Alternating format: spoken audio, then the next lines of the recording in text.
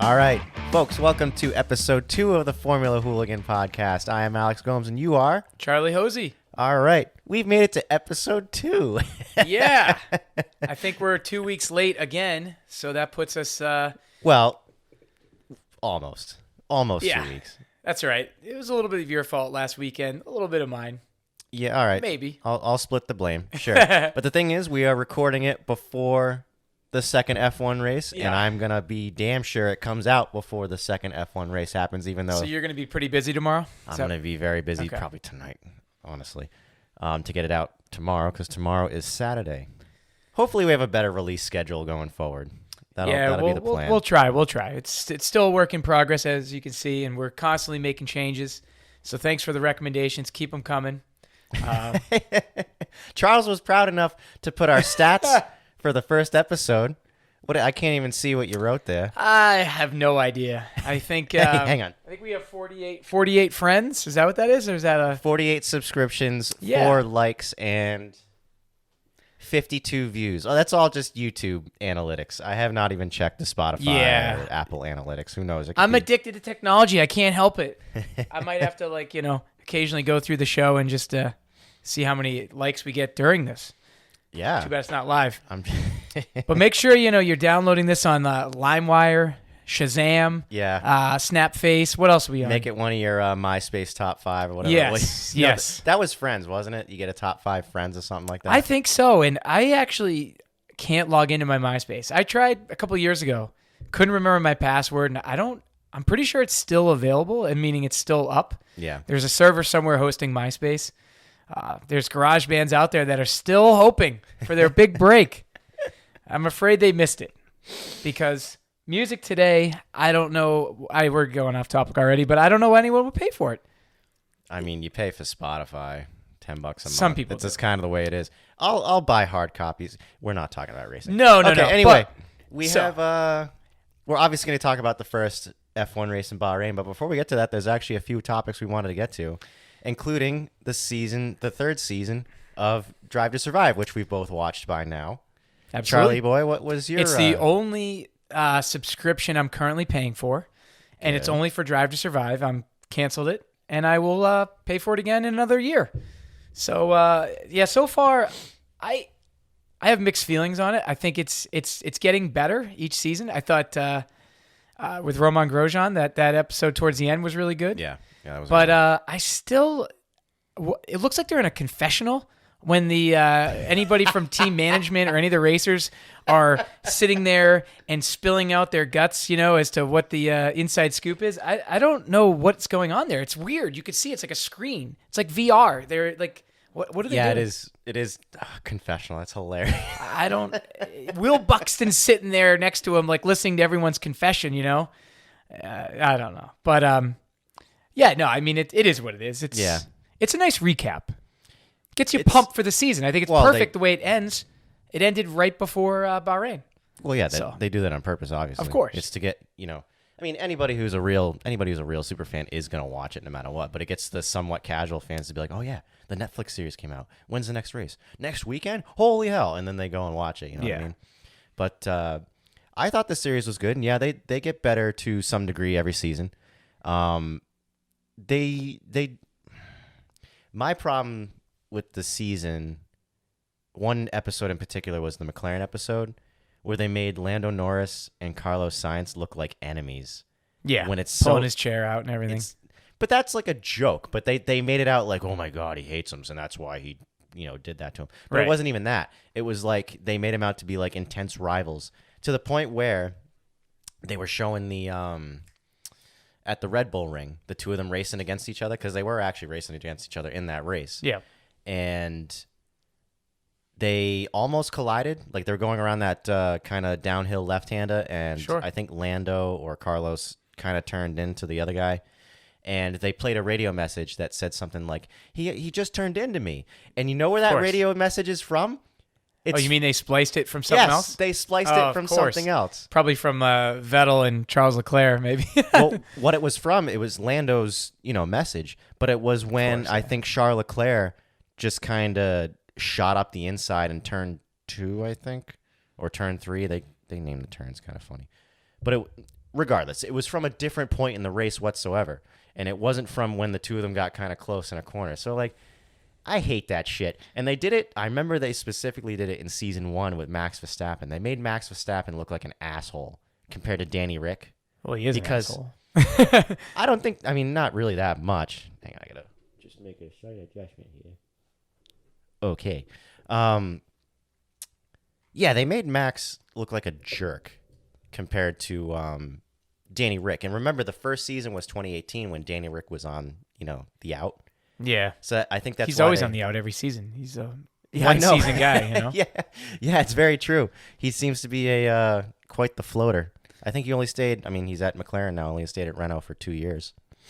Yeah. Jumps around quite a bit. Yes, he does. So don't buy any Daniel Ricciardo merch. So yeah, they do that in the Netflix Drive to Survive series, and I kind of get why. It's because you're trying to get the newbies to just pay attention.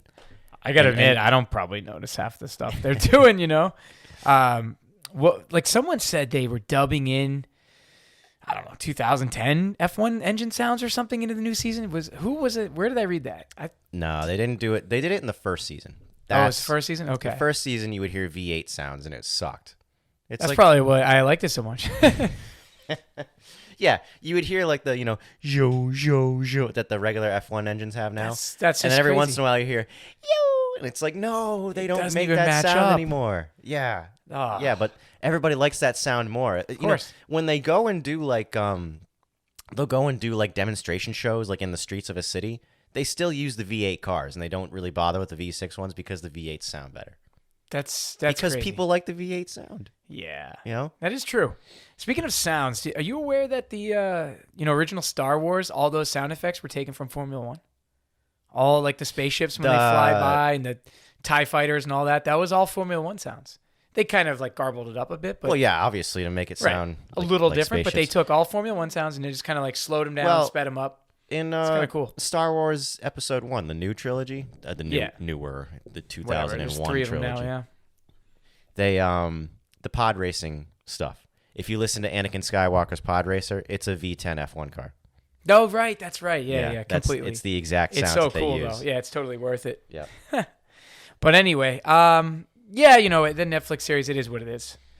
It's fine. It's fun. It's like what I loved most about the series, the entire series, was the Roman Grosjean episode, but not Roman Grosjean's little episode there, which was really intense, and it was really cool to see a lot of that footage in slow motion. I don't think we got to see a lot of the slow-mo footage when it happened live and they were doing the replays that day. So that was really cool. But my favorite part about that episode was everything about Sergio Perez's win. It was incredibly well done. Very, very well done. And it drove the emotion home of like how emotional that win was for that guy. He's out of a seat for the year. He doesn't know where he's going next year.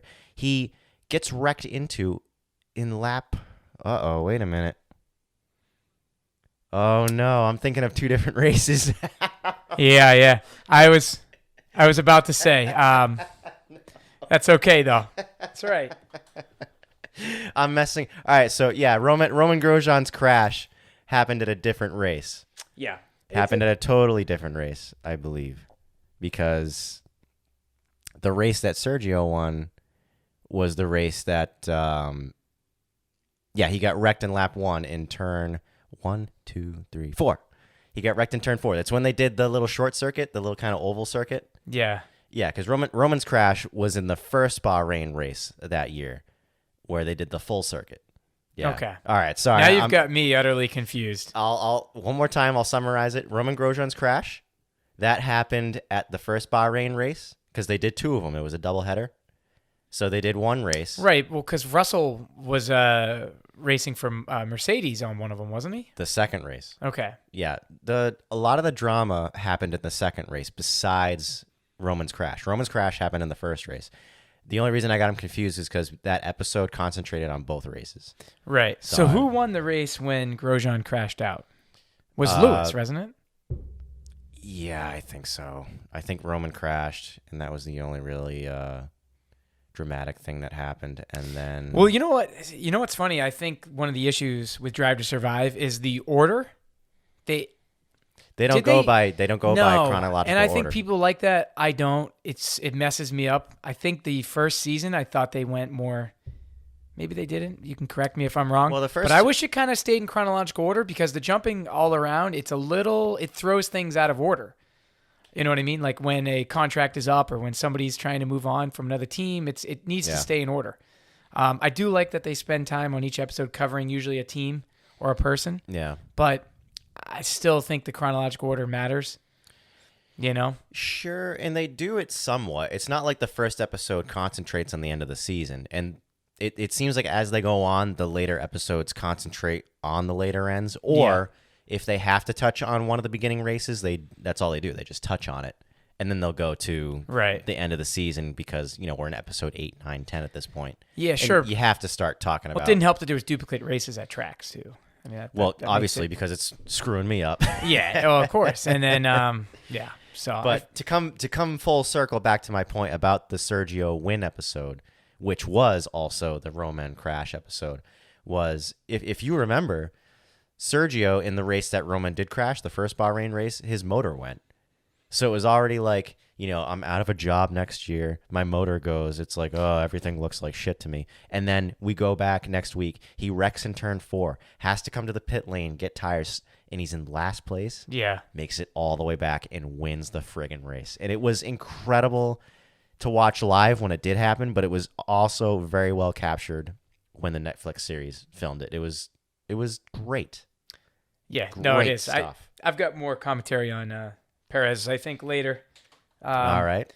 But anyway, I think let's move on from the Netflix show. It's kind of it's just a kind of a nothing for me. I just kind of watch it. You can go on YouTube and watch recaps. It's just I don't know. Will Buxton though, I meant to ask you at the very start of this segment here. I feel foolish. I have no idea where he's from. I can't stand the guy. You don't? No. I can tell you. I don't. His voice doesn't sound familiar. Nothing really. What? Are you serious? Yeah. Maybe the voice is familiar, but the appearance isn't. Something. What do you mean, dude? He's from TV. I want to kill him. Why? Because he's terrible. No, he's not. He's pretty terrible. No, he's not. I don't know, man. He's got so much passion for the sport. It's incredible. Yeah, I don't know. Maybe it's the way Netflix kind of portrays him. Let me just fill you in where he came from. Yeah, please do. At least for where I know him from. He's from the United States broadcasts that they used to have on Speed Channel. Really? Believe it or not. Yes. Get out. Speed Channel? Wow. Speed Channel. Yep. Remember, excuse me, David Hobbs, Steve Matchett, and that's. oh my God, who's the other guy? The American dude. I can't think of his so name. long ago. Speed Channel has been around for a Bob. Oh my God, this is another part where people are screaming at their phones right now, just trying to. Yeah. But anyway, Bob Varsha. All right, so yeah. Yep. Bob Varsha, Dave Hobbs, and Stephen Matchett. They used to be the speed commentators. Remember? Okay. Yep. Will Buxton was the grid guy. He would go around on the grid. No kidding. Yep, and interview drivers, do the grid walk like Martin Brundle does now for the American broadcast. That's funny. And he was great. He was. He must phenomenal. have been really young then, because he seems pretty young now. Yeah, he's probably still in his 30s, I would think. Right. So back then, Speed Vision, what was that, 10 years ago? I think Speed died. Speed Channel. Well, when Speed Channel, Speed Vision, then it was. Well, no, it was Speed Channel, and then I forget what it changed to. It was like Fox. Was it Fox Sports or NBC Sports? I think it was one of those like main. I don't know. That's why I'm paying to have every cable station there is, because I can't keep up with it. Or you just get the app like you. I was going to say, if you keep just using Netflix to watch Drive to Survive, you should just make up a different email every time and do their 30-month, the 30-day free trial. Yes. And then once you're done watching it, let the trial expire. Oh, if you recall, when you guys came over to watch it with me, I had to pay for it again. I was like, the hell with this? Yeah. That's all right. Yeah. You should just it's worth it. Make a new email, get the 30-day free trial, watch the series, make sure you cancel the account. Right. Before it starts billing. And then the next year you do it again. Yeah. I mean, that'd be the way to do it. If you're not using Netflix for anything else. Who's watching Netflix anyway? It's either Drive to Survive or like serial killer documentaries. That's it. That's all Netflix is. A lot of people are into the serial killer documentaries. Yeah, it's creepy. It is a little creepy. Yeah. I'm not. Like, there's a lot of podcasts that are the serial killer stuff. Really? Yeah. Like what do you mean? Like, one of the big ones who would is, you kill if you were like what? No, Crime Town. You ever heard of that one? No. Crime Town is all about like each season is about a different city and all the corruption that had happened in it. Okay. The first episode is about Providence. Ooh. Yeah. And about the gangsters that had, Nice. a hold over Providence and Mayor Cianci, maybe back in the. Yep, Buddy Cianci. Or Buddy, it's all about Buddy, really. Yeah. No kidding. I listened to a few episodes when I was on a road trip with some friends, but then I left it alone because I'm just not into that shit. Yeah, I'm not either. That's a really little do anything weird to me. That's like listening. Yeah, no, I don't know. I'm not going to go there. That's just bad. Just no. But one of the things I'm kind of excited to talk about was the NASCAR dirt race. Yeah, wasn't I that haven't cool? been a NASCAR fan since probably like you, Jeff Gordon leaving. Yeah. And Dale Earnhardt Jr. once he left, even though. Yeah, yep. But I didn't even watch it live. I kind of watched you saw it it afterwards. Yeah, afterwards. I'd seen some highlights. I saw the tow truck smash into a race car. I thought that was kind of cool. I'm like, what an idiot. I'm going to watch. And I watched the whole thing. Yep. I guess it was overall deemed a failure. I don't know about the ratings. I'm just talking about overall. And I can see that for so many reasons. Logistical. I mean, can you imagine how much money it cost and just the Yeah. It was basically a wreck fest. It was awesome. To a degree. I would not call it a failure, dude. I Did you see the part? I'm only going off what the Reddit comments and all that crap I've been reading, but I think Really? people just love to be negative right now. So Well, people love to be negative on Reddit. Period. yeah, that's true.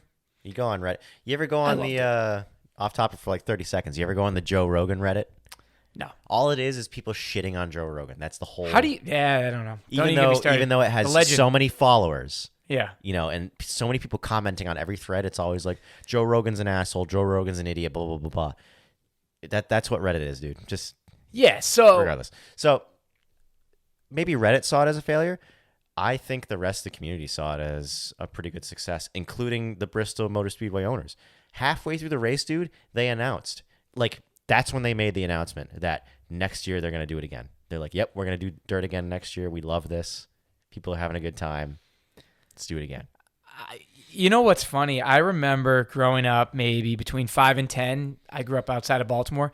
I wish I could remember the track. So if somebody knows what dirt track is, I don't know, within driving distance to go there on a weekly basis, my dad would take me to the dirt track there and we'd watch dirt track racing.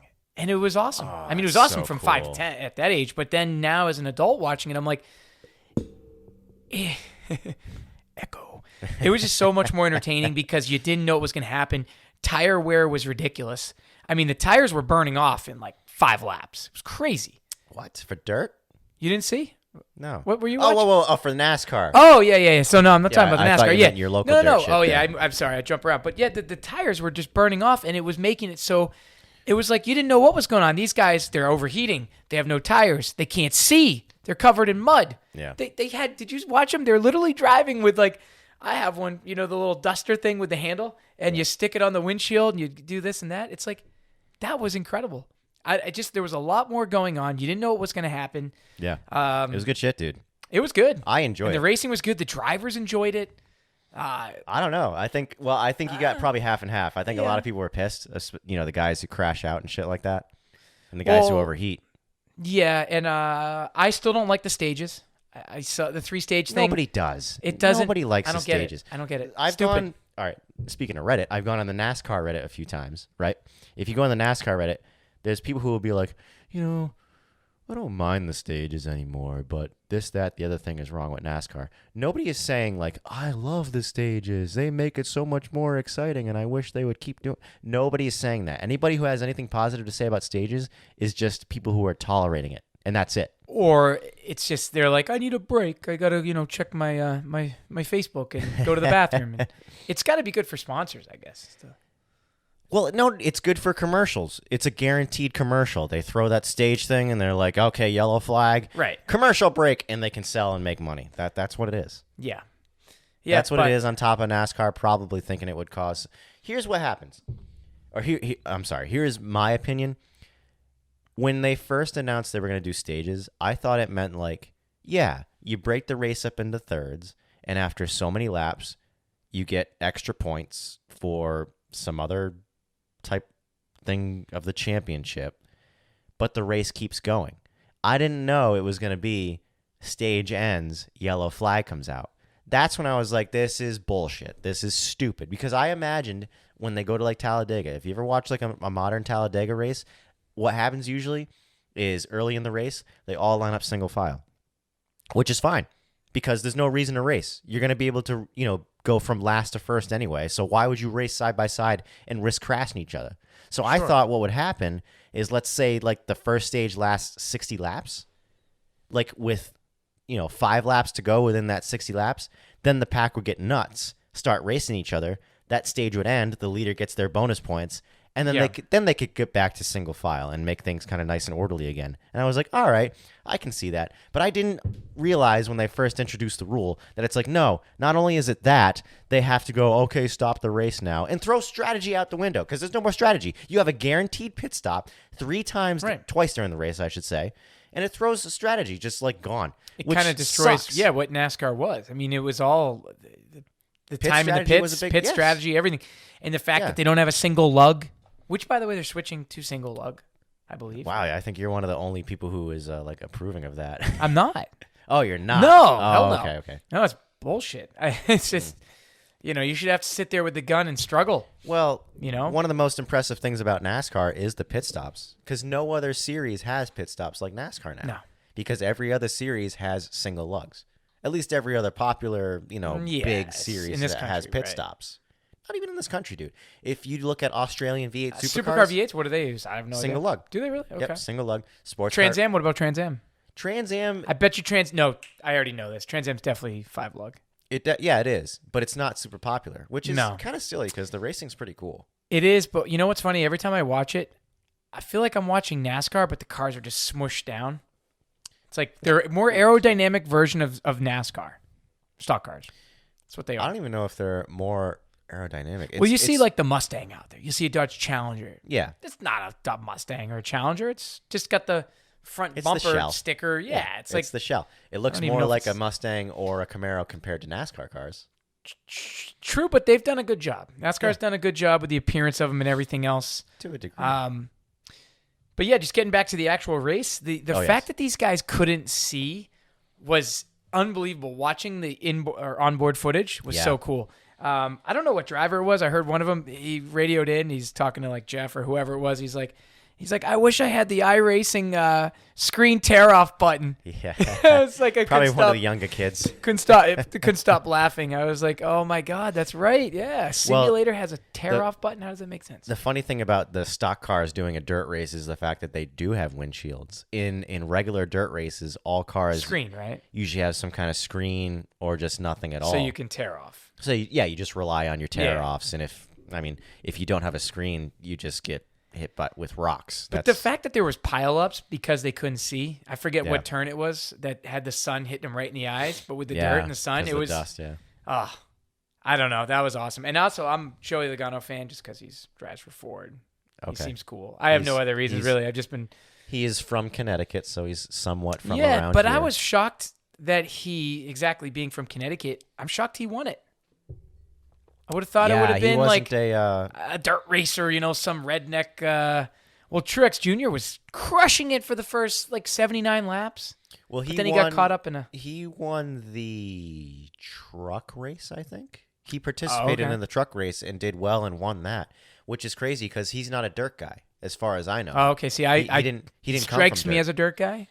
He's got that Bass Pro Shop look, Thought maybe he's good on the dirt. By yeah, it does all make sense, but no, he's not a dirt guy from what I understand. Like the commentators were surprised about his success.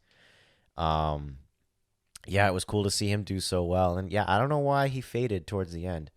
And then Joey Logano winning was kind of like just out of nowhere, but he is one of the dominant forces in NASCAR recently. Yeah, so he is the type of guy that can overcome adversity.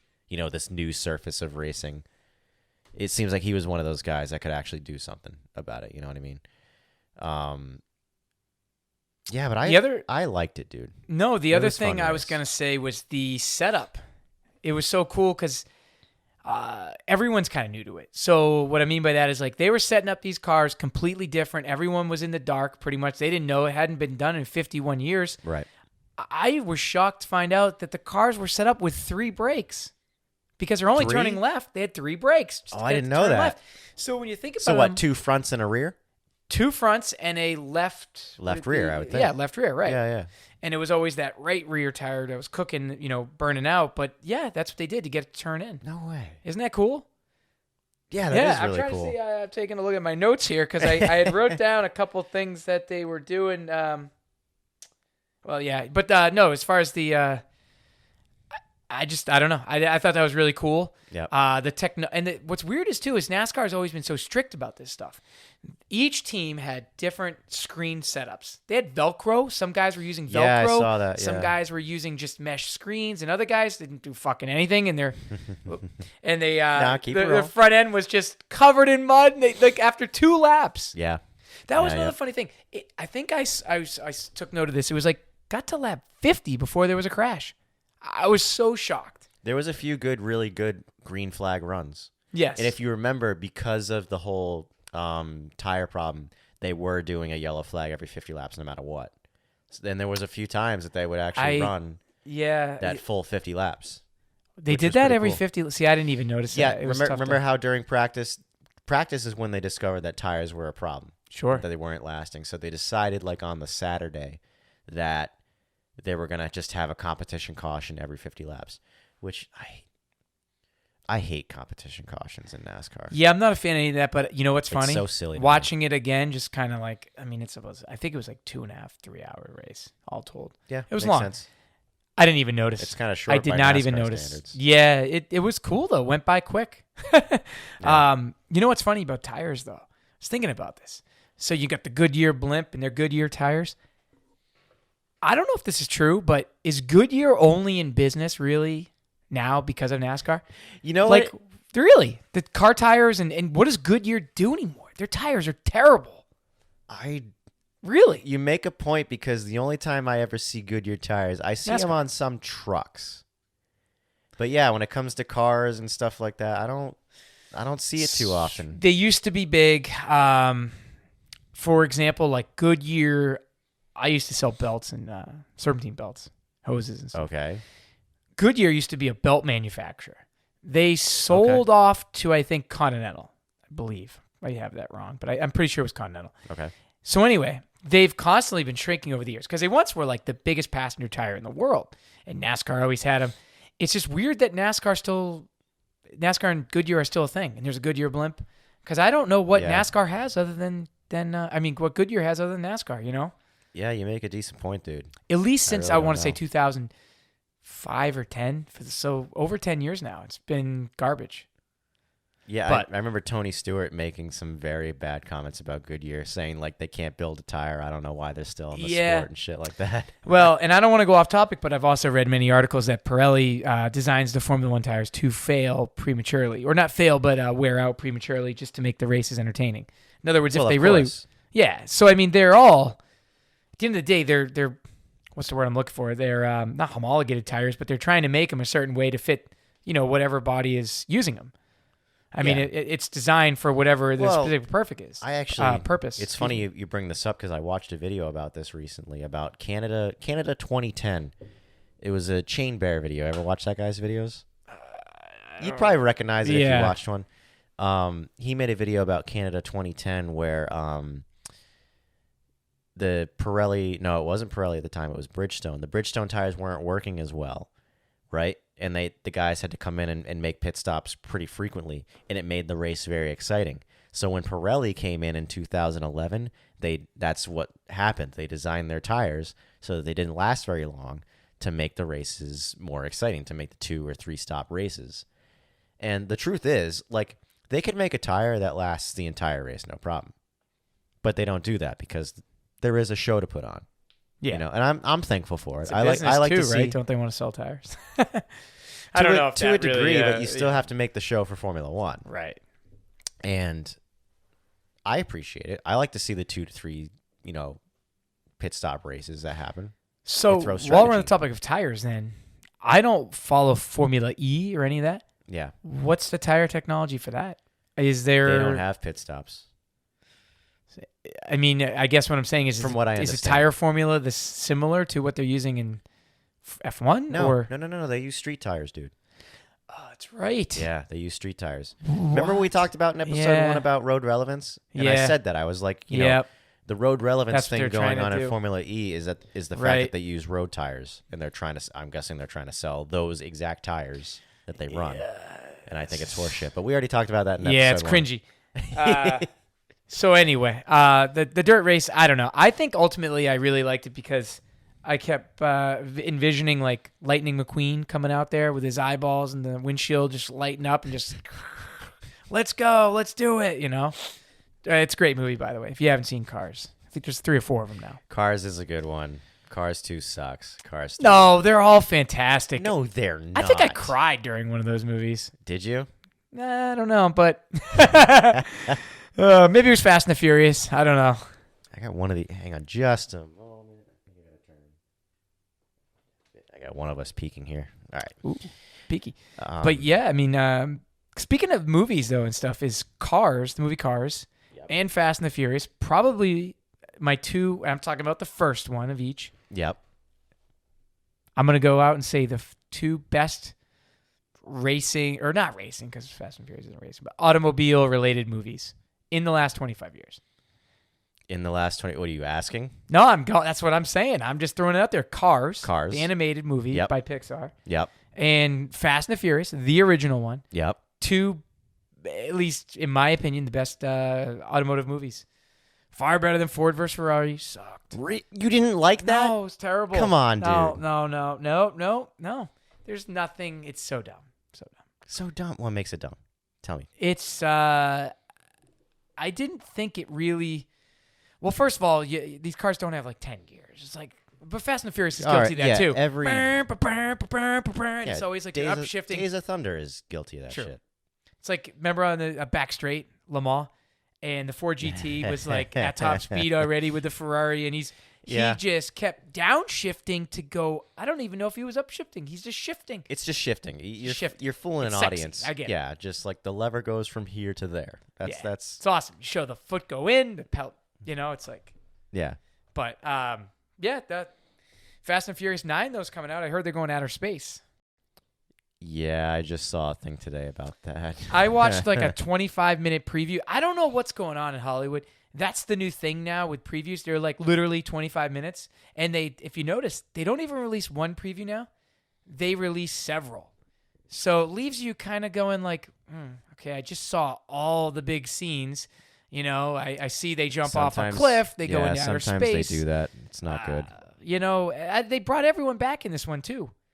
Everyone's there that's been sort of killed off. Yeah. Ironically enough, Paul Walker, who actually is dead, still alive. He's still alive in the series. Yes, he is. They didn't kill him off.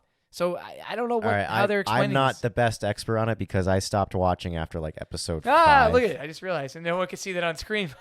Yeah, he has a little figurines and the cars of Paul Walker and Vin Diesel's character. Yeah, the scene when they jump over the train tracks. Yeah. Famous. Yes. But so they bring everyone back. No one dies.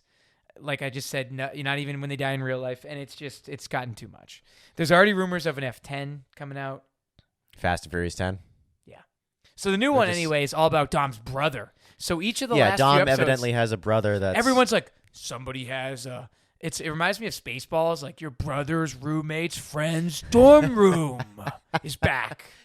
You know, and now he's pissed. Then again, Die Hard was guilty of that. There's a lot of movies like that, if you think about it, where it's like a brother of a son. Well, any series that just keeps going and going and going and going is very much guilty of just continuing to bring back characters that were killed off, or just, you know, Star Wars is a great example. You had 3 movies in the late 70s, early 80s. Could have just been left alone. Should have, yeah. But there's money to be made. They had to go back and explain like the modern Star Wars with episodes that had to deal with the previous years of Star Wars. And then Disney has to come back like 10 years later and make another trilogy that expands on what happens after the original Star Wars. And nobody really liked the first trilogy. And then the third trilogy, if that's what you want to call it, nobody really cared for that one either. There's so much criticism against both. But when people the go see 'em. original was fine, they could have just left it alone. But it's a But the money thing thing. is, it doesn't matter if they suck. Like, I'm going to go see a new Fast and Furious. I'm going to go see a new Star Wars. Well, good for you. I'm going to go see new cars. I if might they go make see a new cars, and I did see all the. New I'd go Star see Wars. Ford versus Ferrari too. I would too, I don't but know if they could do that. you thought that movie sucked, which is Yeah. incredible to me. I didn't think that movie sucked at all. All right, as us as racers who understand how cars, drive around a track. Yeah, at least think I do, but Sure, I can understand where you're coming from, where they just shift gears out of nowhere, and like I criticize a lot of scenes where like they're at the test track, and that Ford GT40 from the 60s just whips around corners like a modern Formula 1 car. It's like, no, it didn't. yeah, It looks fast. If a they sped regular it up. Yeah, if a regular person watched the actual GT40 take a corner, they wouldn't be impressed because I bet you some modern street cars can probably take corners harder than that GT40 did.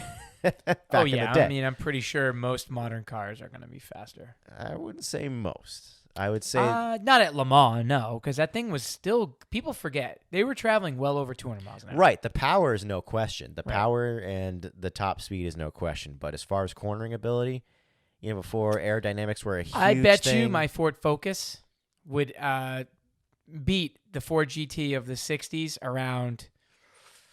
maybe like a Lime Rock. I know, that's what I was going to say. Yeah. But Lime Rock still is actually a pretty fast track. Yeah, I mean, but it's the straights, you do have some straights, but they're short. There's true. only one long-ish Yeah. straight, and that's the front straight. God, and that'd be then such a there's- good race. That'd be so fun. I wish we had the budget to get like a Miata versus 60s Ford GT. Well, I got We you gotta covered. make it happen. I got you covered That's in the right. Miata department there. What reminds be me, fun. remember Top Gear? Somebody did that Formula One car versus like a Ferrari versus a Civic or something, just to that's show you the happened- difference. It's like yeah, eternity. that's happened a few times. They did it in Melbourne, Australia one year. They did a I forget what the slow car was, but it was some slow car like a street car versus a V8 supercar versus a Formula One car.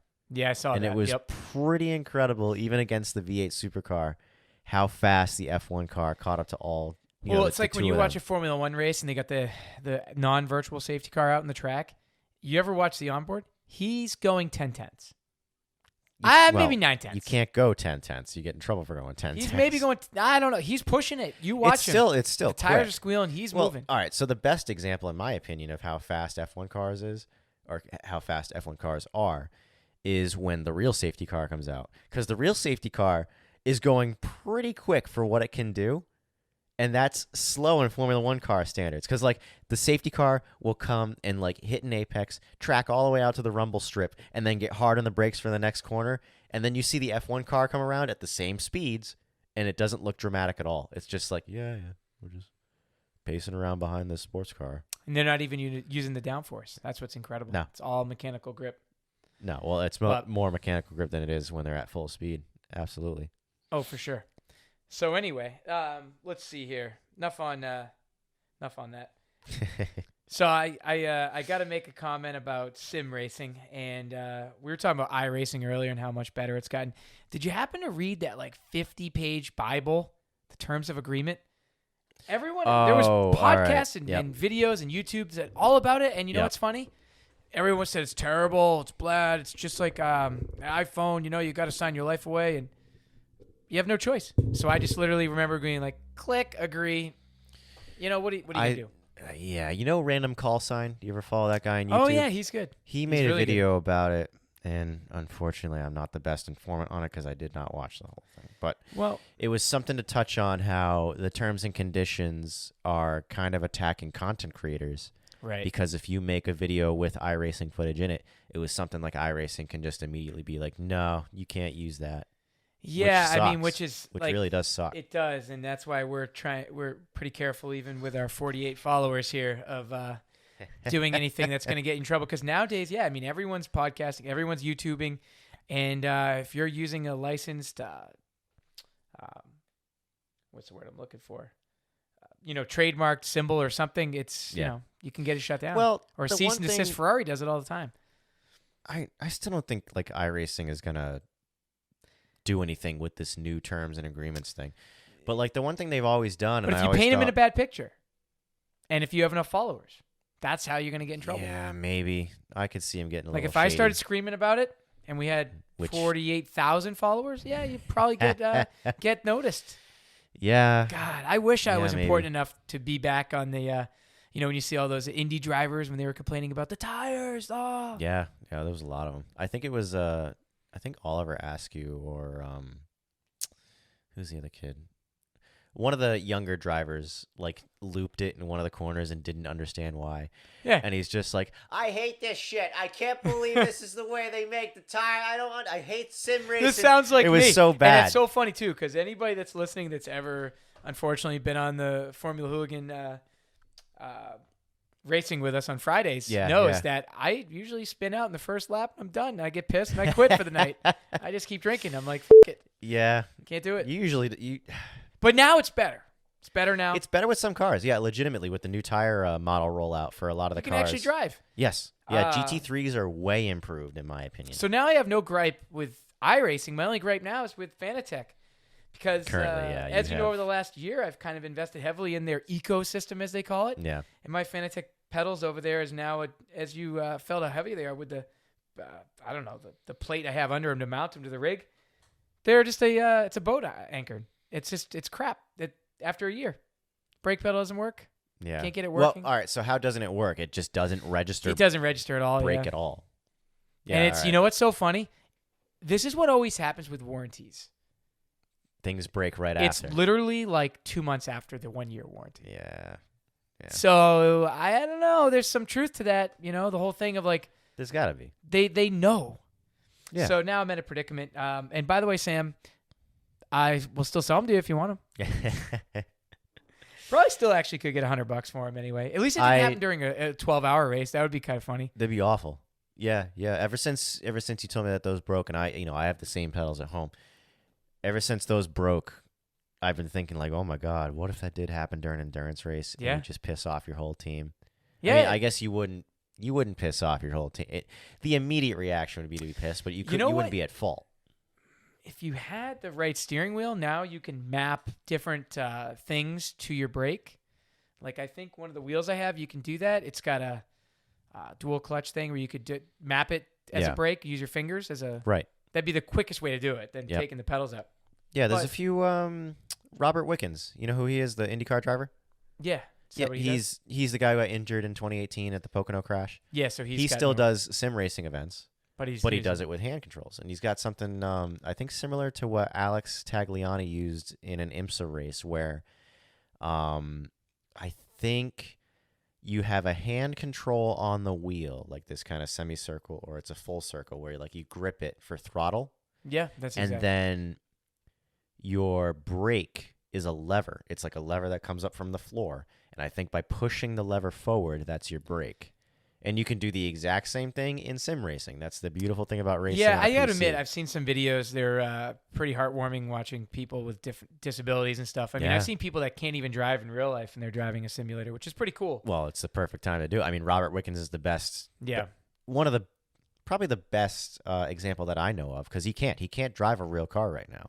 He's still, I mean, we're in 2021 now. It's almost 3 years later since that crash. He's still, even though he's trying like hell, he really can't walk without a walker.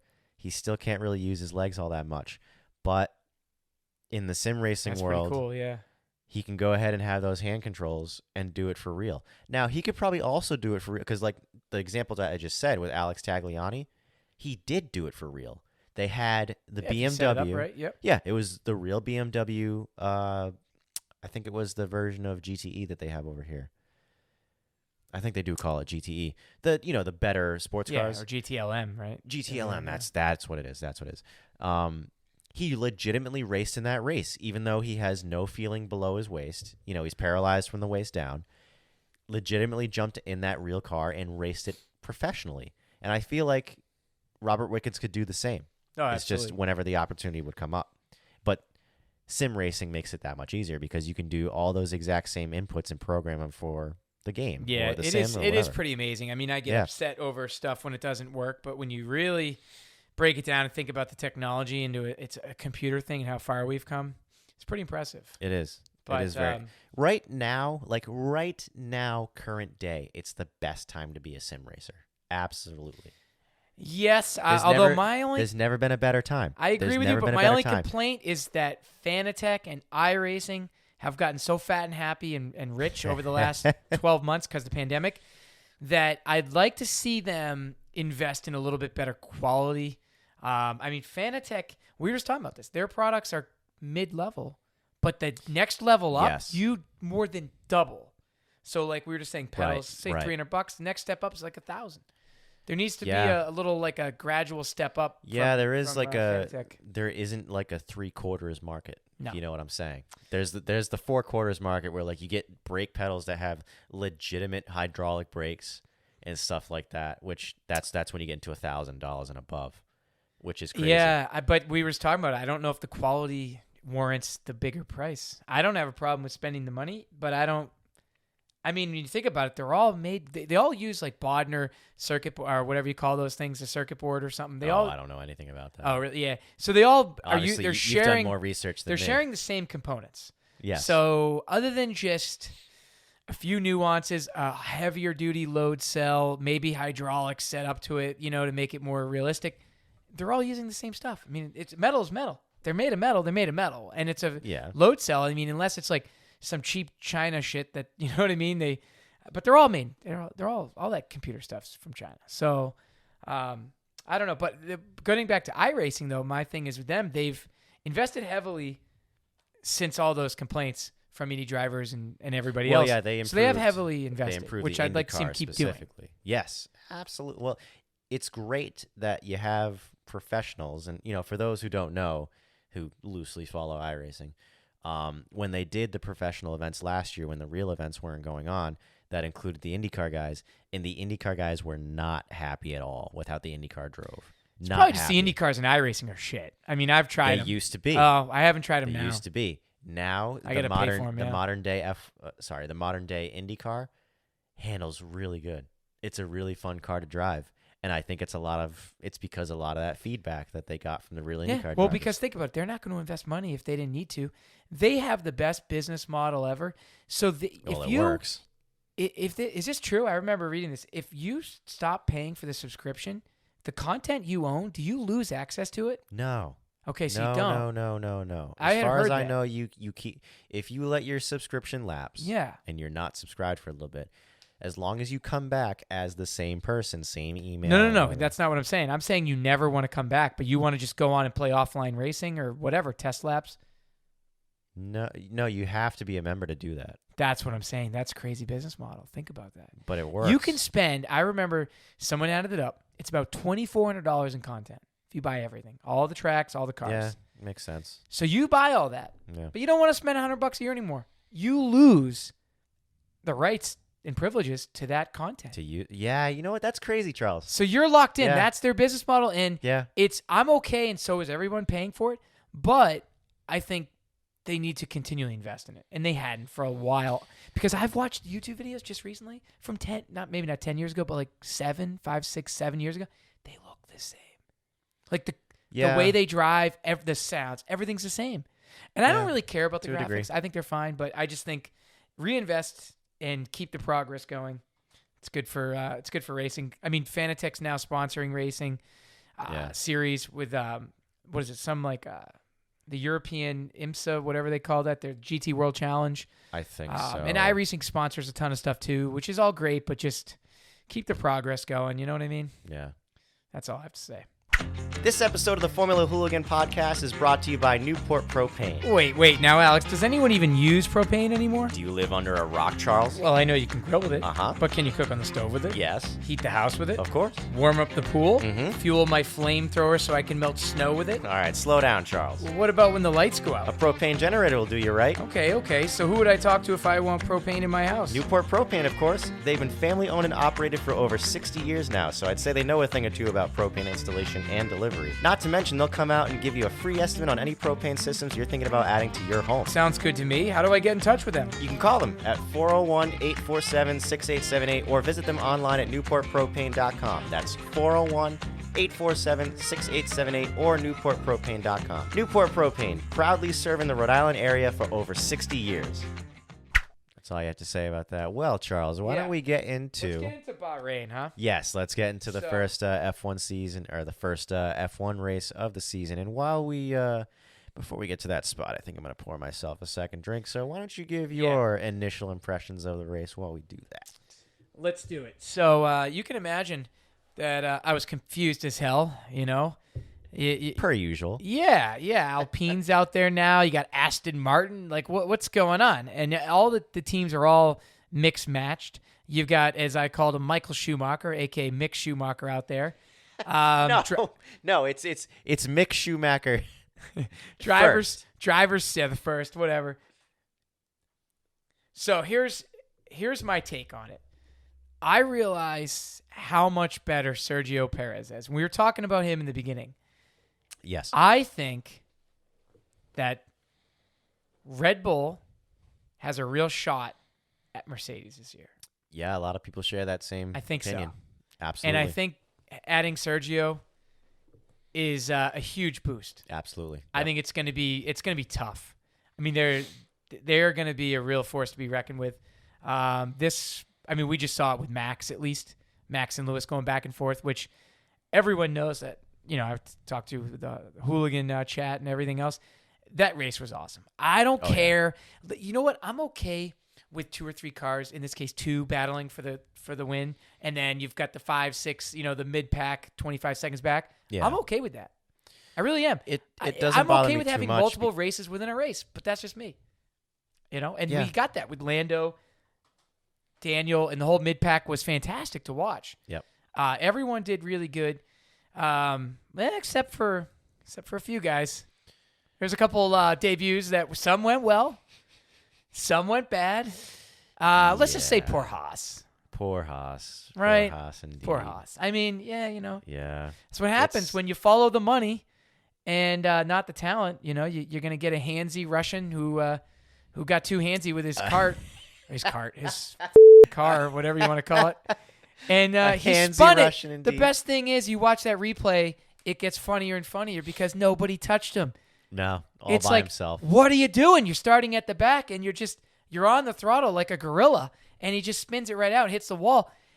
I mean, he didn't even make an effort to save it. It looked like he just spun that thing. He did everything wrong. I think it happened so fast. That's the problem. Because the tires are cold. He probably got on the throttle and then started getting sideways. And I bet you, still 30 degrees sideways, his brain was still thinking throttle. I'm fine. Yeah, exactly. Yeah. It was just oh, wait a minute. Yeah. I just picture him leaving a Cars and Coffee, and that's how he rolls. Yes. He would totally be the dude. Do that guy, He would be the dude in the Mustang. Hey, hold my beer. He's just keeping it pegged. Look at this.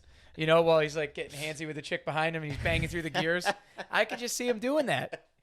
What an idiot. But I feel bad for Haas because I like them as a team. The only American team out there. And then Mick Schumacher didn't do much better. He's going through, I don't know what turn it was. He all of a sudden loses his front end. The whole front wing's gone, and then he's... Did he lose a wing? I'm pretty sure that was him, wasn't it? And then he ended up taking himself out later. No. Someone could correct me if I'm wrong on that, but I'm pretty sure. Somebody lost a wing, and it was French kid there. Oh, my God. Pierre Gasly. He's the one who lost a front wing. Okay. I'm sorry. On, because he backed into Daniel Ricciardo. Gotcha. Okay. Yep. But nonetheless, Mick took himself out too. He had a little moment, but he didn't take himself out. Got back on track. But still, I think he finished 19th, if not towards the back of the pack there. It was 3 weeks ago. It's crazy to think. I know. Well, there was a big hiatus there, not just because of us, but because of the race, and they had an extra week off. But the race started out with such drama. So let's just start at the beginning. Vettel starting at the back because he's a dope. He didn't adhere to the yellow flags during qualifying. I think he just kept it pinned, which, I don't blame him. I probably would have done the same thing. By the way, I probably would have done what Mazepin did in the third turn, too, by seeing as none of us are Formula One drivers. Yeah, it's all on the definitely table. would have been. It doesn't matter. But Vettel, what the hell, man? You got a new team. You got that new money behind you, and you got Aston Martin, and he's making those mistakes. That's a bonehead move, starting at the back. He's still for nothing. Sad Ferrari Sebastian Vettel. He is, but that's just it. Then he needs to retire. If that's who he really is, he needs to go. You know what makes me sad, dude? I really think that I think he's done. I hate to say it, and I've watched both practices from this morning, or at least paid attention to him. I looked at the results. Yeah, he's still slower than Stroll. Yeah, and that's bad. Stroll is. I mean, we talked last time about how we believe he deserves his seat in Formula One. Sure. But he's not the best driver there is in the whole grid. Perez beat him handily last year. Yeah, but we know Perez is very good. So. Right, but so should be Sebastian Vettel, the 4-time world champion. But he's done. He's he should be a backup like Nico. Like Hulkenberg, he should be a backup. He would never be able to stand for that. I mean, know he's not really doing great being. You know what? Actually, he just maybe he needs to go back to karts. Dude, can you imagine him in karting? Oh, he might have more fun. Yeah, taking people out. He'd go good with all of us out there, just wrecking and. Well, is he drunk? Is that what he's doing out there? He took out Ocon too later in the race. He took out Ocon, and it was. And funny. Then he blames Ocon. What is he doing, moving in my way? You watch the replay. It's like he didn't do move at all. Yeah, no. Ocon he didn't moved move at once. all. He was inside, then he moved out. But he moved out and then hit the brakes. It wasn't like he moved out while under brakes, and then Vettel decided while under brakes, Vettel I'm gonna also follow him in.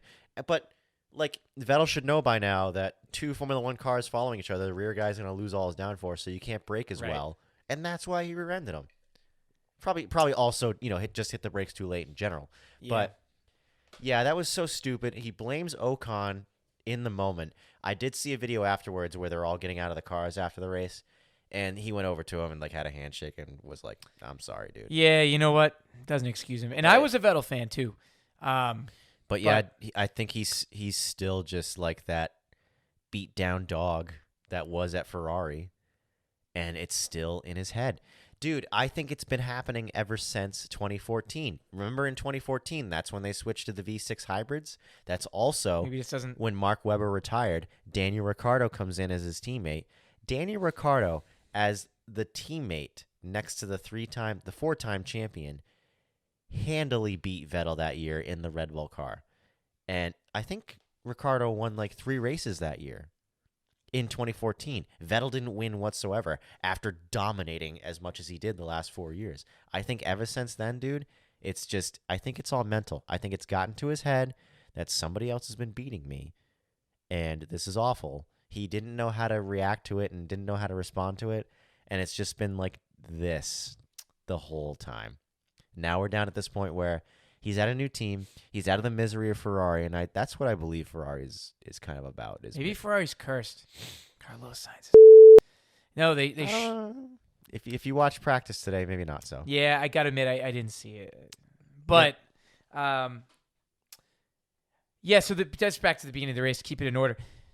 What was cool too, and I've become a huge Sergio fan. I'm a Danny Ricciardo fan because he's been in there for 10 plus years now or whatever. But Sergio, man. That was cool. The whole Control-Alt-Delete thing where he's rebooting his... Wasn't that incredible? And he did it just in the nick of time. They almost started the race without him, and he would have been done. Well, if you watch the video, the marshals are pushing his car back to put it behind the wall. And then at one point when he finally gets it going, he's like, no, get out of my way. And he goes. Yeah, that was a bit confusing to me. I get it why he had to start in pit road. But he didn't take that extra formation lap, which I was surprised by because it's all about, remember how, well, you don't remember, but formation lap, when you have to do them twice, they count that towards the race. You are correct. So why did he get 1 lap less? Yeah, you're so right, dude. That's actually something I haven't thought. Well, I thought about it for a quick second. I don't know if it makes a big difference. I did forget that they did count that lap. And technically, he did not do that lap. Wow, that's something. Yeah, it's something. That's another conspiracy right up there with last year with Hamilton. That's kind of crazy to think about. I don't know what's going on with that, but nobody else is talking about it. So no, well, because Sergio didn't win the race, but he did a damn good job coming from the back. I think he finished. He came from the pit lane. Maybe? No, to 5th. Oh, it was 5th. 5th. So he was ahead of Ricciardo. Yes. Yeah, he actually Let me just. Sure. Yeah, no. It's I think that's about right, but I'm pretty sure it was 5th. I won't. I'll check later. But here's the depressing thing though. You know, the big problem with Red Bull over the last few years is that anybody who's raced against Max Verstappen has been, dog shit. Has just been garbage. Yeah, Including Alex Albon, right? Yeah. Who got fired last year. Alex Albon has also come from the back of the pack and finished in fifth the in a race. AlphaTauri. Yeah. No. In the Red Bull next to Verstappen. Okay. So it's kind of interesting to read that statistic and see, because when Sergio first did it, and we watched the race. We've both watched the race. When I saw it happen, I was like, all right, it's a great thing that he's in the car. Finally, we're gonna have like two competent F1 drivers in the Red Bull car. And then somebody puts out a video of Alex Albon doing the exact same thing in a race, and I was like, oh no. Yeah, it's. I don't know. I mean, the sport though in general is kind of up and down. I mean, you hear every driver talk about it, highs and lows, and then there's a few that stay at the top. Like, I mean, Lewis obviously. Right. Max though has been on the top for several years. Yes. Yep. I mean, you could argue the middle pack, like some of these guys have been in the middle for a while, like Daniel Ricciardo and stuff.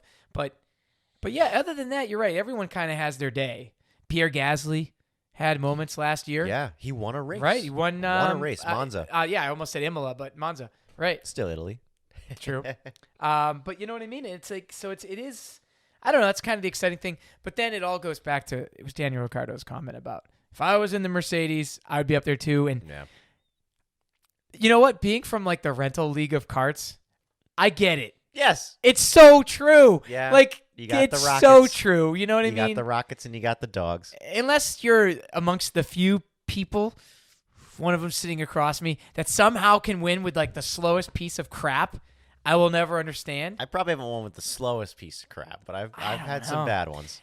Yeah. But anyway, I don't want to get too off topic, but yeah, it's like it's a similar analogy though. You know, it's just if you were in that fastest car. Yep. I'm sure Daniel Ricciardo will be up there with Max. Well, I mean, we talked about it last time where George Russell in the Mercedes was basically set to win a race. Of course. And then events happened, whether they happened on purpose or not. Yeah, I don't know. I'm a conspiracy theorist, apparently. So we'll just. You're not the only one in that one. Yeah, we'll just leave it at that. But I was gonna say. Nope. So going back to people who had good debuts for the year, Yuki Tsunoda. Yeah, good but unmemorable. But that's probably good though, right? To have an unmemorable first race, it means he didn't fuck up. No, right, and yeah, it's somewhat unmemorable because I mean there was so much going on at the front of the pack anyway, which is kind of rare. Well, he moved up, I think, 2 positions. I believe went ninth to he went ninth to 7th. No. He was way back there. I want to say he started like 18th and 19th or something like that. Oh, okay. So, but he only still moved up a few positions, right? Or did he go up to like? He scored points. He finished 9th. Oh, that's right. Okay, he did. So he's one of the very few F1 drivers ever who has scored points on their rookie debut. So he did amazingly well. Yes. Someone explained to me why in God's green earth, unless I've read this wrong, why didn't he win Driver of the Day? It was Vettel won Driver of the Day. Did you see that? It was not Vettel. I promise you, it was not Vettel. Pull it up. Pull it up. Pull it up. We're gonna pull it up. Too bad we don't have a guy in the budget yet to be doing this stuff for us while we're here. I know. Yeah, but it's on Formula We One. need our own young Jamie. Yeah, we do. Hang on. So Bahrain 2021. Well, he's talking about that. I will say my driver of the day was Yuki or Sergio Perez. Those would be my picks. Those are the easy ones. Yeah. I mean, no, it was Sergio, dude. So it was Sergio. Okay. Yeah. I don't know where you get Vettel. I don't was know. the Maybe I'm shithead just of the saying day. stupid shit to create content. I don't know. Yeah, Vettel was definitely not one of the drivers of the day. He was one of the worst ones, dude. He's always the worst. I absolutely understand the Sergio. Yeah, pick. because of the starting from the back. I get it. Yeah. But I still think Yuki, with his debut, that should have been it. I was sensational. It was. He made. Now I don't know. Okay, let's just talk about him because I got to admit I don't know anything about him. Is he from F3? What is he? F2. F2. F2. Okay. Yep. There's. So wait. So Mick Schumacher was F2 as well. Mick Schumacher was the F2 champion last year. I think Mazepin finished second and Yuki was third. So I think we have the top 3 from F2 in F1 now. Okay. So he was up there, and he definitely proved his worth on that Sunday. And he made one very, very good overtake on Fernando Alonso, of all people. So you have like the youngest kid racing against one of the older guys who has 2 championships. It was into turn 1, and he's like back here. He's like a full, I don't know, 2 or 3 DRS though? Sure, but it's it's in the braking zone. So Right. under brakes, he just goes like, "Nah, this is my corner," and just takes it. And Fernando was pretty clean about it. He didn't even fight it. I think he knew. What are you he gonna probably do? saw him coming. Yeah. What are you gonna do? He knew. He sees the flap open. He knows he's got the go on him. You know, it was good to see. As much as I don't care for the team, it was good to see Ferrari not be absolute shit. You're right. They did great. They had some great battles with like that like 6th, 7th place area there. They're still not coming in third. They're not. But here's the thing, dude. They were coming in 3rd last year with a garbage car. Charles Leclerc and Sebastian Vettel both had podiums last year. Yeah, but with they the ended up, garbage I version. believe, in the manufacturer's points. They ended up 6th. Was it that bad? Yeah, because it was that so wait, bad. So it was Mercedes, Red Bull, McLaren. Yes, I think McLaren just and then after edged. McLaren was Racing Point, I think, and then after that was Renault. Wait, Renault then Ferrari? Is that how it went? Yes. Holy shit! Ferrari was dog shit last year. Oh, all the man. bottom teams besides Williams were Ferrari cars. Ferrari engines, I should say. Yeah. Well, So- I don't think you. So you think there's going to be a difference this year? Hell yeah. I mean, they both finished. Not only were they like finishing within the top 10, they were running there the whole time. So it wasn't like garbage was happening, and that's why they ended up in the points. I want to see him do well. I mean, Ferrari. I think the sport needs it. Ferrari and Formula One are synonymous. You know what? I shit all over Ferrari all the time because they're always like, if there wasn't Ferrari, there wouldn't be Formula One. Blah, blah, blah, blah, blah. And then they go I out. have a Ferrari floor mat over there, and I don't even care about Ferraris. It's just Ferrari. It's like the sound is Formula The One. thing that drives me There's 3 crazy, cars the in thing that drives me absolutely batshit crazy about Ferrari is they're just like, oh, we are holier than thou attitude about themselves. They think they're the shit. They just think that they're the best thing that's ever happened to racing and cars and everything like that. And They're it drives cocky, me nuts.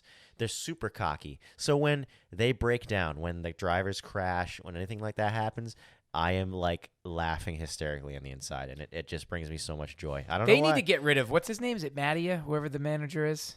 Oh, Mattia. Yeah, I don't know. Yeah, I forget his last name. But he seems like he's just not involved. He's too quiet. He's a kind of weird character, at least on camera. He looks like Where's Waldo. He does, yeah. But I don't know. They need something to be shaken up. Well, I think the shakeup is starting to happen. That's kind of what I'm alluding to. Is like Carlos and Charles there. I don't know. I still think you've got other duos that are going to be far better. Hey man, look out! Daniel Ricciardo, Lando Norris. I think they're going to do some damage this year. Hell yeah, they should. I really They do. absolutely should. Now that they have, We're kind of going to the next topic, which was going to be in the future, but I still wanted to say a few things regarding Bahrain. Yeah. Which is All right. Well, we have to talk about the turn 4 pass that Verstappen I mean, at made. the end, yeah. Yes. Well, of course, but that's the whole scandal, right? I mean, it's very much a scandal. see, I don't think it is because it's all Why not? about okay.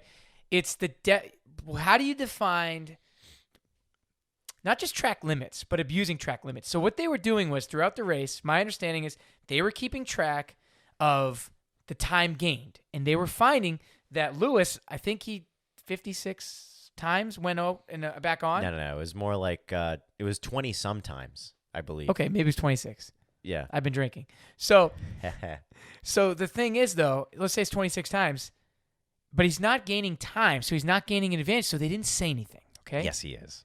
But that's I'm just repeating what the stewards All right. said, so I'm I'm just regurgitating. So with that said, come the end of the race, 4 laps to go, Max makes a pass out there by Right. going off and then on. Right. That's an advantage gained. Correct. So I'm sorry.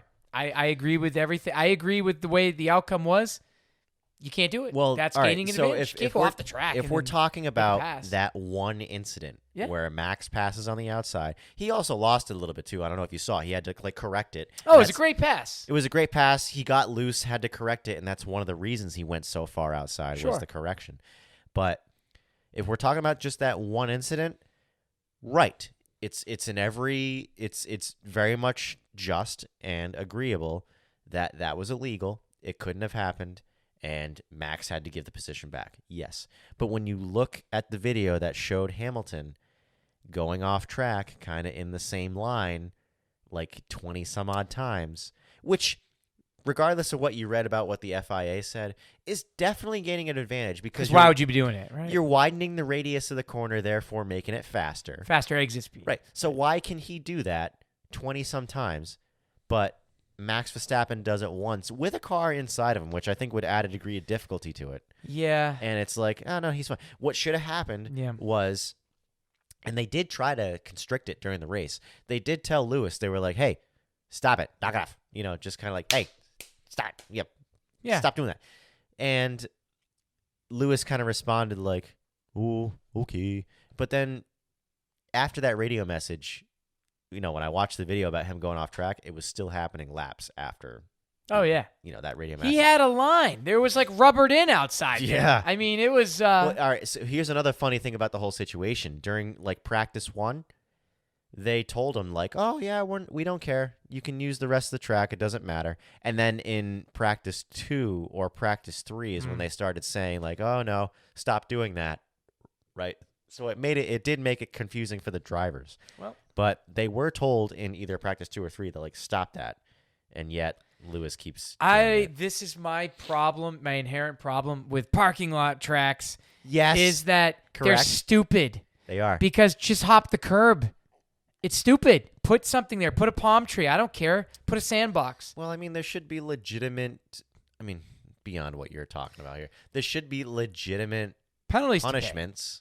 Yeah, but not anything. Yeah, I don't like. So here's the thing: what they would maybe do there is a giant sausage curb. I don't like that because I think they're dangerous. They are. Well, do you remember at Monza? Did you see the F3 car that went like just like straight up in the air and over the wall? Sausage curbs are bad. Yeah. Here's the funny thing though: walls are dangerous, but people stay away from them. Sausage curbs, they don't. Right. So a wall is actually safer because they're intimidating. Yeah. You stay off of them. Yep. Especially with safer barrier technology. Yeah, right. Like Grosjean in that track. If that had been a safe barrier, not a Jersey barrier, he wouldn't have been pegged under there and on fire. Right. That was ridiculous. Yeah, it was. I don't know if anyone paid attention to that area. Looks like they've since changed it. Probably so. I think they would have to. It's kind of like, oh God, we screwed up here. We should build that differently. Yeah, it is scary because it's the kind of stuff you almost don't even think about even when you're karting. You think about tracks, track limits, like what is out there like that could possibly kill you. Different type of fencing and stuff. First thing that comes to mind for me, dude, is when you're doing the clockwise version of X1, and when you came around the fountain corner. And then the pit lane is right there. They always put the wall right there. Yes, like the pit lane entrance wall was always right there. Didn't Christian nail? Yeah, I think he did. He nailed it in a Summer Sizzler league with me, I think. Yep. And but but you're hitting something that it moves, so it doesn't really hurt you. True. But it is scary. Yeah. Yep. But I know what you mean. Yeah. That's. But I'm just thinking. They should do something in the future because otherwise it's going to get abused and it's never going to really go away. Well, you know what? Not to cut you off, but it kind of reminds me of Laguna Seca. And they've now deemed that you can't do it. So when you go down the corkscrew, they've smoothed it out to the point where you can just completely cut right through the turn. Sam actually sent me a video. It was from a few years back. I think it was GT3 class, and somebody did that for the win. You can't do that anymore. It's off. It's track. Track. One limits. of the most famous kart overtakes. Have you seen Whereabouts? that? I think you brought it up in like a text message one time. In the corkscrew, it was a kart race, not go karts, like the IndyCar. Oh, okay. Kart stuff. That's the one I was talking about. That's it. Yes. Then? Oh, okay. Yes. Yeah. Maybe. That's probably is not allowed anymore. But here's the thing about like that pass in particular. I loved it though. It was amazing. Right. The thing that I find about it that makes it totally legal, fine, I have no shits to give about that pass as far as like whether it's illegal or not, is because he legitimately, had the chance to damage his car by doing that. Because of that is it, you're right. But that turn being downhill and the low ground clearance, you absolutely risk damaging. Right. But at Bahrain, and there wasn't any asphalt or curbs really to give way for that to happen. He totally risked ruining his car by doing that pass, and got away with it, and I have no problems with that because there was legitimate punishment, physical punishment for going off track. Right. And that's what needs to really happen at these parking lot tracks that you talk about.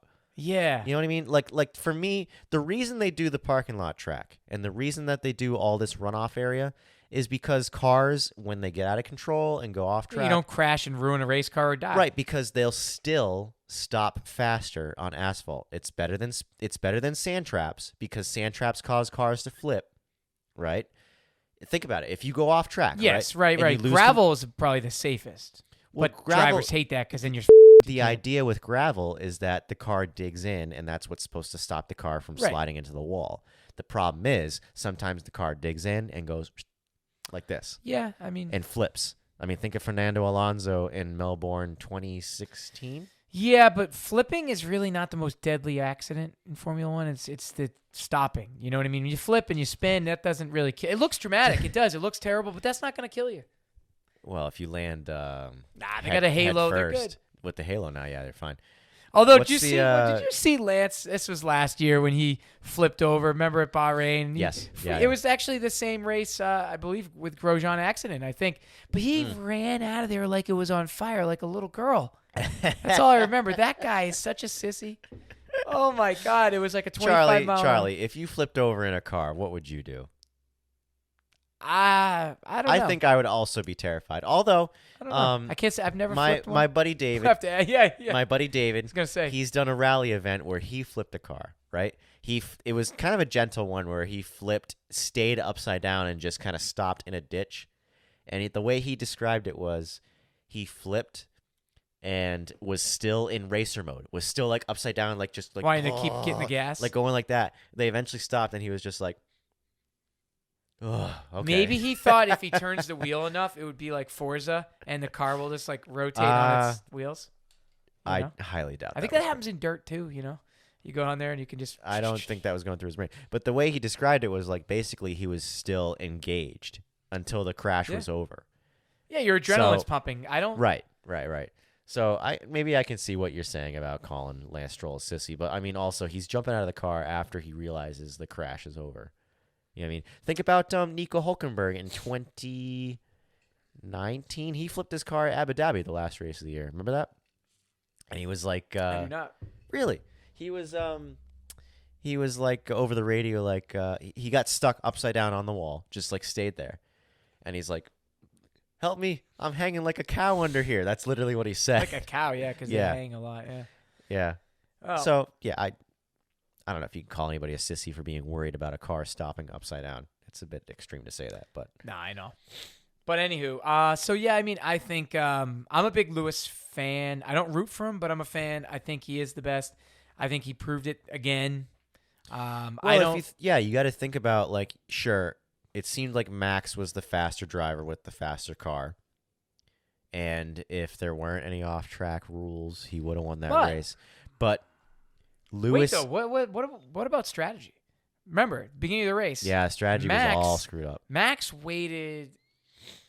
So Lewis undercut him, pit way before Max did, and also Max was on mediums in the beginning, if I believe, and Lewis was on hards.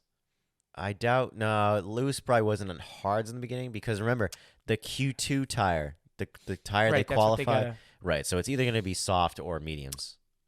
Yeah, maybe it's because no, you're right. He started on mediums, but he pit much sooner. Yeah. Anyway, long story short, that could have been the difference. Max needed, you know what he needed? A couple more laps. That's it. That's what everybody says. But you don't get that in racing. No, that's life. Unless you're in NASCAR. In NASCAR, if there's a crash, you always get a few more laps. Well, and then also there's one last topic here with Max. He might have screwed up. I don't know what you could do better.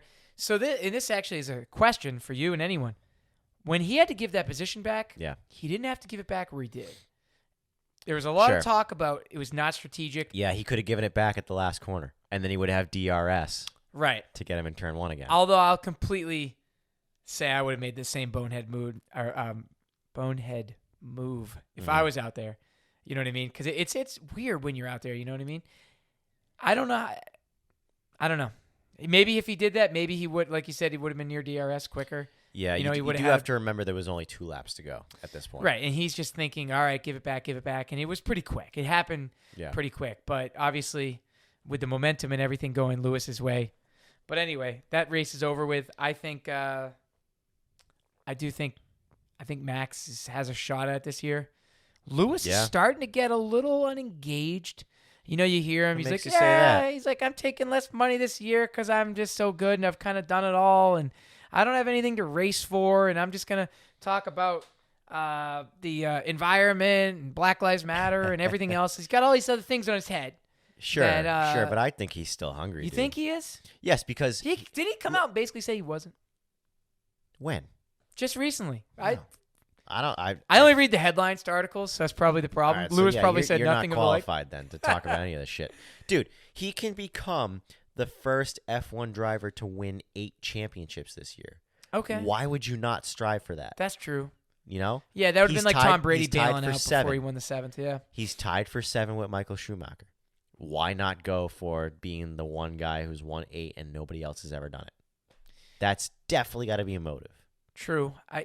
I just think he's so far, I don't know, so far above, or he has been, that maybe it could be a shock to him.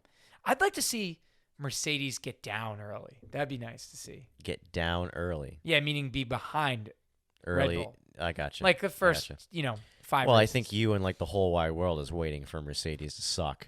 No, I don't want him to suck. See, that's not it at all. No, I just want to see, Lewis sweat for it because I love the races when he sweats for it. Was it last year at Silverstone? Is that when he had that real close race? What was the other super? Last year. So they did 2 Silverstone races last year. Right, one of them was the one where he blew his tire. That's right. Like halfway through the lap. He finished. See what I mean? Those are the ones where you really. I don't want to keep making analogies to Tom Brady, but when you question someone as being the GOAT, right? But then you see him come back 28-3, whatever. You see Lewis come back like that, winning on 3 tires. That's when you realize they are the best. Because they constantly produce at the highest level when odds are against them. Yeah. So I'm really excited for Imola. Not gonna lie. I'm excited too. So I mean that leads into what do we believe is going to happen at Imola? Well, so Nikita already crashed, right? In practice, yeah. Yeah, and he's blaming the car. So I think it's fair to say he's going to crash again. Yep. Not that Haas was ever in the running anyway, but it's fun to talk about. Again, going back to poor Haas, you realize that they're not going to develop the car at all this year. The car the way it is right now is the way it's going to be for the season because they don't have the money. But I thought that's why they got rid of all their old drivers, for money. Yeah, and so they got money now, but I think what they're doing, I think they're kind of playing their hands into 2022 with the brand new car coming next year, the whole new, aero update. That's probably where their budget is going towards. And also they're supposed to restrict the budgets in general, aren't they? That's already started. Really? So this year? I don't know. 2021, you're saying? Correct. Budget. Yeah, budget restrictions is already happening this year. Okay.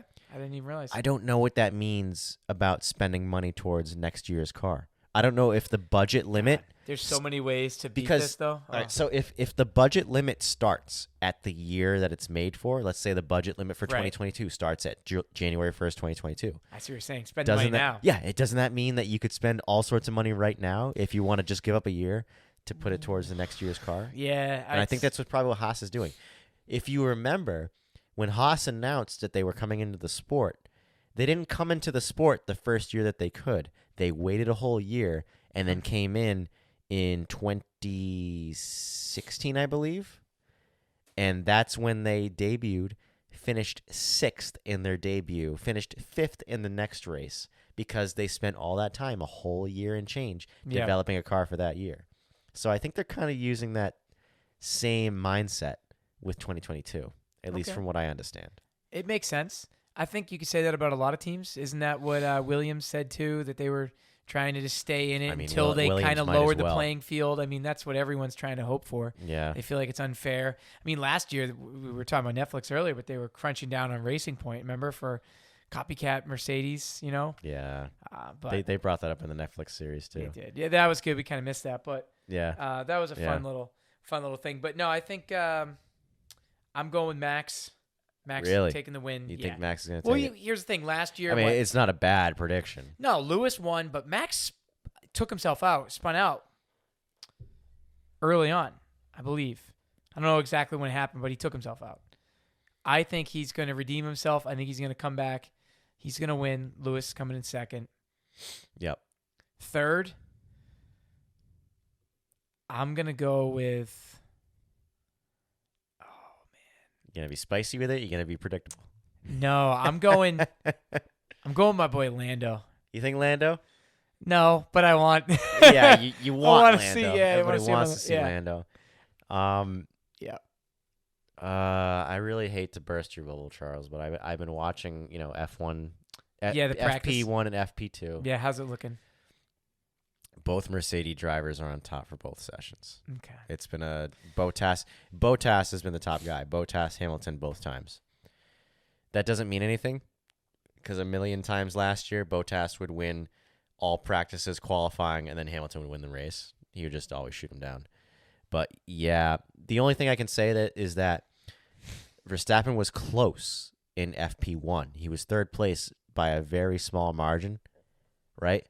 FP2, his car broke down, so he didn't really get the chance to put down a time. So, I mean, we've only had one practice session to judge Max. So maybe there is more in the Red Bull than we know, but we won't know until tomorrow, until free practice 3 and then qualifying. You know what I mean? Perfect, yeah. Yeah, I hate to say it, dude, but I think it's going to be a Mercedes day again.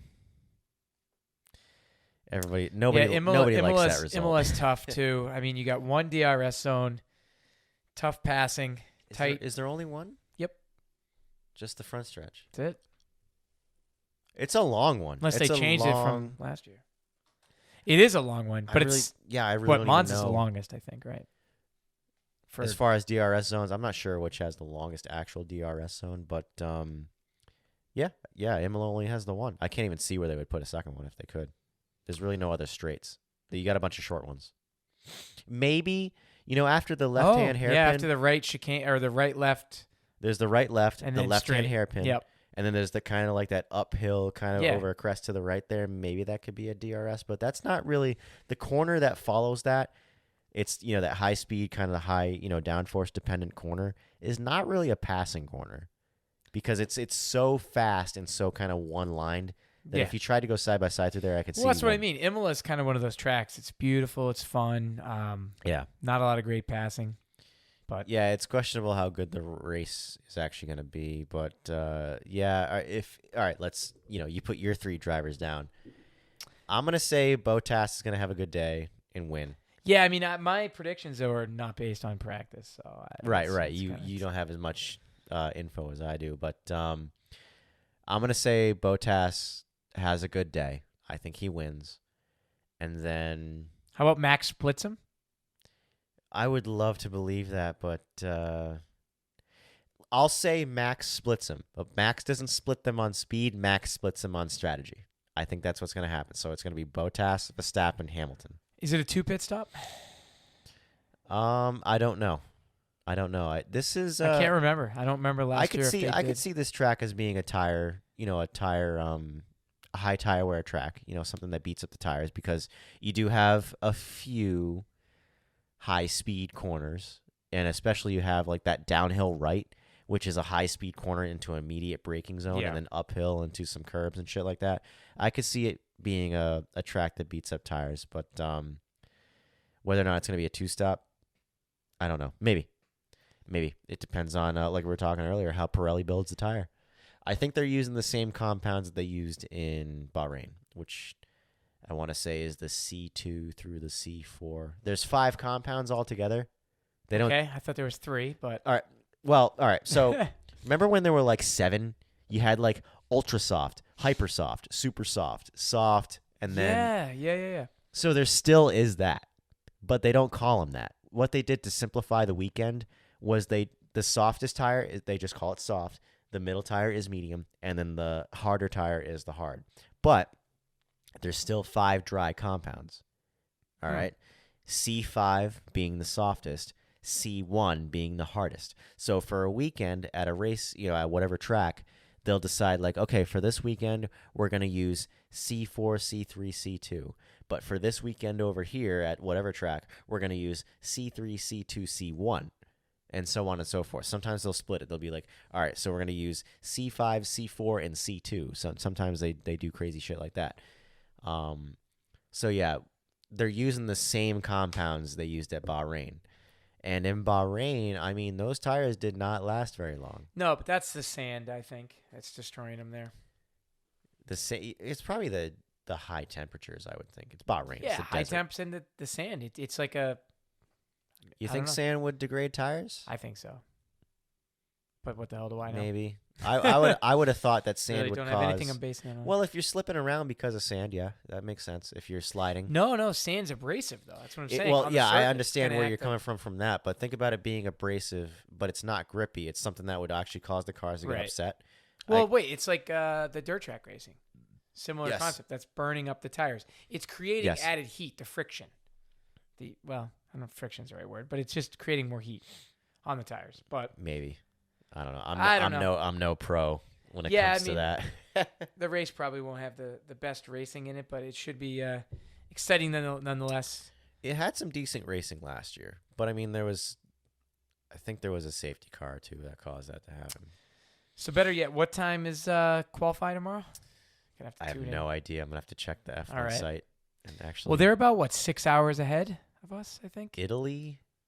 Maybe I know more? Probably more. the UK is 6 hours. So I they're don't know. probably more than yeah. Italy might be 7 or 8, and they're adjusting their time because of Prince Philip died recently. That's right. And they're adjusting the time because of when they're broadcasting the funeral for that.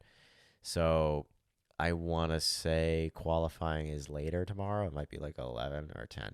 Did you end up buying the F1 TV app? No, I didn't because You I should. ended up figuring out how to use my cable a little better. Okay. All right. Whatever works. Yeah. Whatever does it for you. Paying about $500 a month. It seems. No, like a lot though. Jesus Christ. I know, right? Yeah. So, is there going to be fans too, or I don't know. Italy? I don't know. I mean, they were the ones that had Yeah, the Italy worst had it lockdowns pretty bad. early, but maybe it's better now. I don't know. I've stopped keeping track. I still don't have a go-kart stateside, I'm so just, I don't know how well Italy's doing. Oh, that's true. I'm just hopeful. Well, at this point, we're going to Austin, so Yes, yeah, we got to have, get on that we Formula have Hooligan decided crew. We got to within get the tickets. Got to get the plane tickets. Buy them now while they're Yeah, cheap. the Hooligan crew has decided to give up on the whole Canada idea and just go. Yeah, for I think that's a Austin. good idea. I was just listening to the news Yeah. the other day, and it's pretty bad there. Like they're In Canada. So in Canada, well, at least the Really? way they're handling it. I don't know if Okay. the spread's bad, but they are like quarantining people, like mandatory at the airport. So if you're traveling there, they test you right at the spot, and if you have COVID, they're like throwing you in like quarantine right there, like forcing you to. So I think that's out. And also June is like coming around Yeah. the corner here. I know June's like tomorrow, basically. I think Yeah. it's the right move, but October's quite a we got to settle on a seat. I'm fine with yeah, you know what sucked is we were looking up the prices for the seats, and like the prices that we've done for the seats at Montreal for 3 days are usually like $300 to $350, and it looks like the seats out in Austin for like the cheap It's seats, $400, right? Like the one of the better seats in Montreal is $300 to $350 for like turn 1, turn 2. It looks like in Austin. I don't know if it's because this year they kind of have to make up for the fact that they didn't have a race last year and they got to bump up the prices. But like the cheaper section is $400 to $500 for 3 days. It's the only Formula One Sucks. race in the U.S. It is the only Formula One race in the U.S. True, but like I do think it is because they didn't have a race last year and they need to bump prices to kind of make up for it. But I don't know. I've never looked into actually going to the race and paying for tickets. Possibly, but it'll be interesting to see how this progresses through the year because Formula One, like all these other sports, I mean, they got to be losing a ton of money. Although you're buying I don't merch, know. you're still buying merch, I'm right? still buying merch. F1 still had 18 races last year, or But no 17 fans. races. Think about how They much money. still had fans at some races, dude. Wait, but we haven't. How do these cities afford to host it? So, like we always talked about Montreal when they host a Formula One race. Yeah. How much is the bid? Like, in other words, to pay to have a race in your city, it's quite a bit of money. Well, I Millions. think each track pays like $20 to $25 million to have an F1 So think race. about how much money you need to take in as a city in order Right. to justify that. That's crazy. Right. So what I'm getting at is who's paying the bill? Who's footing the bill to have I these guess it depends on races? where, like, so for Montreal or for any like for any city tracks, You know what I mean? Yeah. I think it is the city that pays for it. Any street tracks, I should say. When it comes to venues like COTA, it's probably the track owner that has to deal with that bill. Okay. I don't think the taxes of the people pay for the F1 race in Austin, but the taxes of the people might pay for the race in Montreal because it helps the whole city with their income. Yeah, it's public roads when it's not a racetrack. So I think it's the town that pays for that. So yeah, I can see what you're saying, and I think that's probably one of the reasons that we didn't have an F1 race in Canada last year. What are the tracks? We didn't have a race in Baku. We didn't have a race in Montreal. I'm sorry, Monaco. Monaco didn't have a race last year. That's right. Yeah, because of that reason. Probably because of that reason. Yeah, it's not a venue which is owned by a rich guy, which is probably what most racetracks are. It's just a street that's owned by the public. So that's what's so cool about the Formula One circuits, though, that there's such a variety. Yeah, IndyCar has the better variety. Truthfully, they do a lot more street circuits and ovals and road courses. Well, that's another topic. Did you see? Real quick, did you see Rick Brown, who commented on a lot of our YouTube the first episode? I did. There was a little banter you ever back met and Rick? forth. Do you know who Rick is? I think I've met him probably roundabout. He's not a really giant IndyCar fan, and he did not like a lot of the comments you had. Oh, really? I don't follow IndyCar at all. You said something about IndyCar drivers not having very good personalities as opposed to F1 drivers, and he was like, "What are you talking about? No, yeah, no. You want to have your life changed? Come to the Indy 500." I was just like dying laughing reading those comments. I guess so. Yeah, I mean that is a famous race. I never been. It's one of those things you got to go to it, I guess, to appreciate it. Yeah. No, I mean I appreciate it enough. I've watched it on TV enough times, but I just thought can't stand the way their car looks. I'm sorry. Just put a freaking roof on it. You should. They have a halo with glass all around it. The aero screen is a little horrible. Awkward. It's a little awkward. I don't think it's horrible. From no, some angles, it looks cool. You know what it looks like? It looks identical to a Formula E car. No, it doesn't. Yeah, I don't know. The aero, I don't like it. No, it doesn't. No, I don't know. Formula One car to play. My main, if we're talking about pure aesthetics with Indy cars, my main complaint is the front wing in the road course configuration. Why is it so up in the air? It's so up. high. It looks like a snowplow. Is yeah, what it looks like. What is it doing up That's there? my only problem. I don't know. It's probably effective. It probably does well for downforce. But it's ugly. I don't like them. Sorry. Yes. We will never talk about IndyCar in this ever. No, we have to because Rick won't watch anymore. Uh-oh, we're going to drop down to 47. yeah, we're going to have 47 subscribers. Flip it over. All right. Well, anyway, with that said, what do you think, Charles? Do you think that's expended everything we've had to talk about here? I think so. Right. Let's see what happens tomorrow during qualifying, and then let's see what happens on Sunday. Yep. And we'll go from there. Hopefully, we shall. Hopefully, we can make even more tweaks to this next week or 2 weeks, whenever we make another one. Maybe we can finally figure out why your computer. Yeah, I think we're going to keeps eliminate going that. into It's a bit screens. annoying. For those who are curious, we have gone to the power options and made it so that it never shuts off the screen and it never shuts off the power. Nobody's curious. However, some people are. And however, it still goes into the screensaver. Please, for the love of God, if somebody can tell us why it still goes into the screensaver, even though we've set those two options for never do that, let me know. Let me know or let Charles know if you know us personally, please. I'm sure there's a screensaver option that we've missed. It's got to be that, because I would love to keep Newport Propane's name up there permanently without. Well, we're going to have a different setup next week. We keep brainstorming, coming up with ideas. I'm just hopeful that this sounds all right. For whatever reason, today we it were doesn't peaking. sound as clear. Yeah, it's not sounding as good. We've been kind of like peaking, it seems, but just excited. Hopefully I can. I'm going through puberty. Okay. All right. Anyway, Alrighty. I'm Charlie Hosey. Yes, and I'm Alex Gomes. Thank you for watching. This is Formula Hooligan, the Formula Hooligan podcast. We will see you guys hopefully next week. That's right. All right. Have a good weekend, folks. Yes, sir.